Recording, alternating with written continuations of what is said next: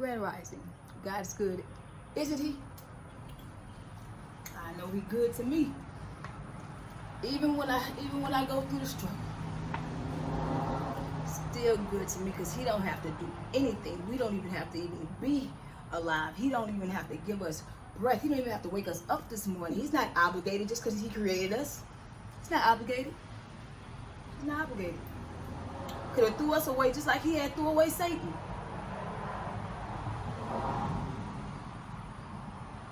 Could have casted us away just like He did Satan. But you got to thank God for this experience. Keep your faith, because you have to go through struggle. It's necessary. It's necessary. It's necessary for your growth. It's necessary for your strength and endurance. Head up, chest out. Yeah. So, story time. I've been procrastinating, but everything happened in God's time. So, story time. This is the story. This is a story all about how I had gotten addicted to heroin, crystal meth, any opiate I could find, lean.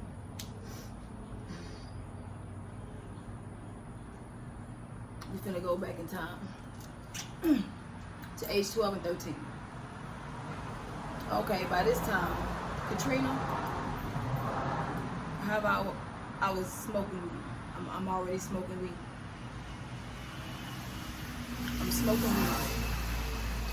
So one day I'll get a root canal. I go to the dentist and I get a root canal.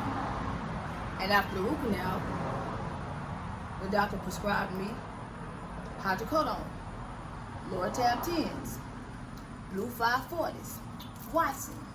You don't get the blue Watsons on them. I don't know why. Anyway, back on subject. Back on subject. So, prescribe me hydrocodone. And I'm smoking weed, but I hear about people getting high off pills.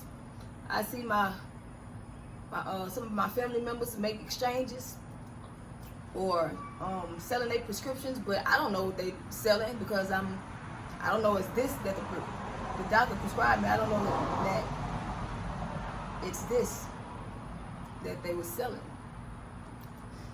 So went home with my prescription. Pop them as needed. My mama said, my mom had came to me and she was like, hey, when you don't need them pills, when you don't have any more pain, give me the rest of them.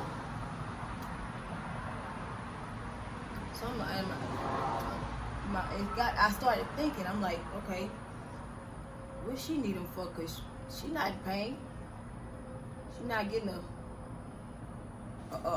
she don't have a dentist appointment no time soon. So my mind started thinking. I say not operate anything, use anything. So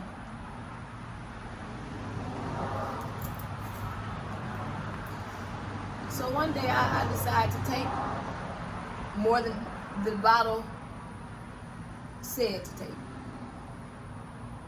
And then right after I smoked the blunt. The blunt is what made me catch that high from the hydrocodone.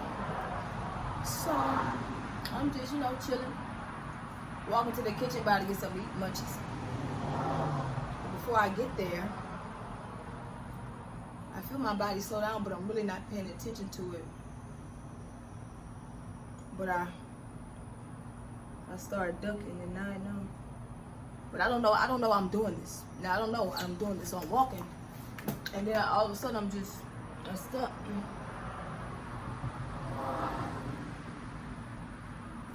And then I came back to. I'm like, is something wrong with me? I'm like, what happened? What was that? And I'm like, put two and two together. That's that feeling. That's that there. And I liked it. I liked addicted. It's crazy. And then after that, after I knew how it felt, I was on the road. That's what started me off. I was definitely raking my uncle's leaves and making money, or doing any yard work, you know, just helping people. My dad, I work for him. He had me working. That's what taught me my paint and sheetrock trade. He had me working there like 10 years old. He started me off 10 years old prepping. So I'm having little jobs and doing little things to earn money. I always buy my weed. Now, after I buy my weed, I'll go get me some tabs to go with it. And by this time I was drinking too heavy. You can probably say I was an alcoholic at a very, very, very, very early age. So we're gonna go further back, but I'm just trying to tell y'all how I started. This is how I started doing drugs, doing opiates. Through the doctor prescribed it to me. And I was addicted and didn't even know. I was addicted and didn't even know. I graduated, you know what I'm saying? Like, I was doing it, I started off doing it just when I would get money from doing yard work or whatever. And then, like, when I got older and I started working at Skate Galaxy, McDonald's, Subway, I have an income coming in. And I'm always keeping a job. Also, I'm doing shows, I'm performing. I got a manager. He looking out for me. He putting money in my pocket. So I always had him. I got my hydro blasting certification from Columbus, Mississippi, through a temp company called Semper. Through a temp company. And they didn't drug test us before we got to the plant. So now I'm working at the plant, hustling on the side, and I always had pills. During a turnaround at LSU, a while back, a turnaround at LSU, we did a turnaround, paint turnaround.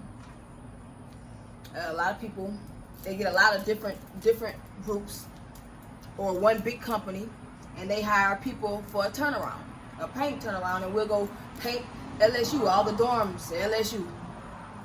Crazy, mad crazy. I met my boy Sean. White boy. Who white boy?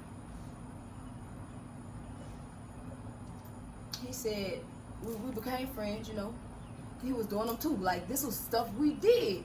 My boy Rick, who died, like, that's how we started off. Like, this was what we did. This was okay. This was our fun. My boy was like, so Sean, he asked me, like, how often you do them?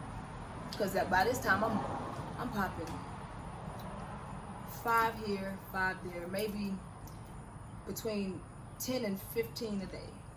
So he was like, and I always used to give him some. And he asked me, he was like, man, how often you do this? I'm like, man, I do it every day on deck. Pill man, stay right under. He was like, dog, you know when you don't got them pills, your body gonna go through withdrawals. I'm like, nigga, what you talking about? He like, man, you gonna be hurting you. You go watch, see. I'm telling you, so man, white boy don't know what he's talking about. And white people know they drugs. White people know they drugs. So I tested it. I went 2 days. I tried to go 2 days without Lord tabs. And then on the second day, by the middle of the second day, around 12 o'clock, I was on the floor rolling around, bawling, calling for Jesus, like, Jesus, help me, please help me, Jesus, please help me, Jesus, what's going on? When I caught what was happening, called the man under me, called my pale man under me.